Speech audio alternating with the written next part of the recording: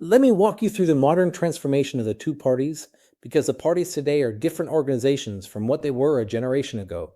Start with the Republican Party. Its modern character was forged in the mid-20th century through two parallel developments: an economic conservative coalition built on low taxes, deregulation, and opposition to the welfare state, and a social conservative coalition driven by opposition to abortion and the cultural changes of the 1960s. Nixon's Southern strategy in 1968 and 1972 deliberately exploited racial resentment and cultural backlash among conservative Southern Democrats to break the solid South away from the Democratic Party, completing the geographic realignment that transformed both parties' regional coalitions.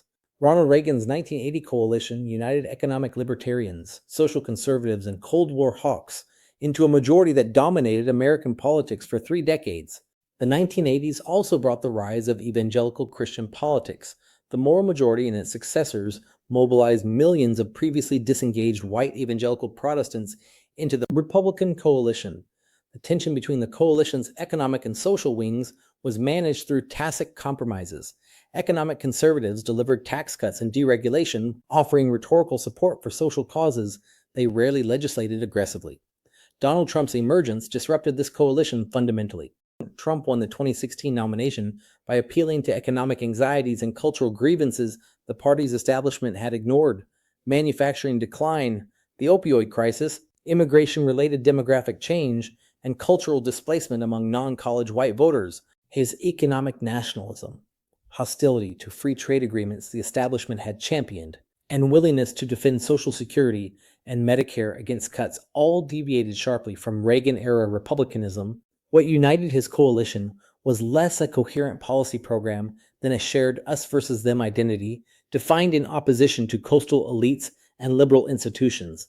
By 2026, the transformation into a vehicle for the MAGA movement is essentially complete. Republican officials who challenged Trump's leadership have largely been defeated. The intellectual architecture of national conservatism, developed by scholars like Yoram Hazony and political figures like J.D. Vance, has given the movement ideological coherence, and one notably more comfortable with state power than the libertarian right of the Reagan era. Now the Democratic Party. The New Deal coalition, labor, urban ethnic minorities, Southern whites, and progressive reformers, was shattered by the Civil Rights Revolution.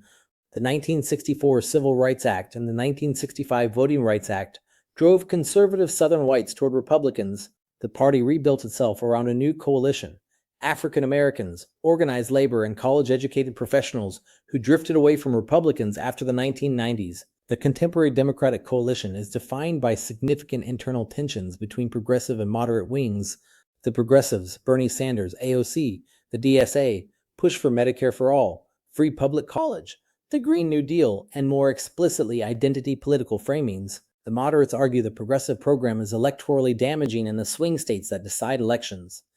The 2024 outcome intensified that debate, with Trump's gains among Hispanic and Black men and young men of all races suggesting the predicted coalition of the ascendant wasn't materializing. The party's strategic direction remains vigorously contested in 2026,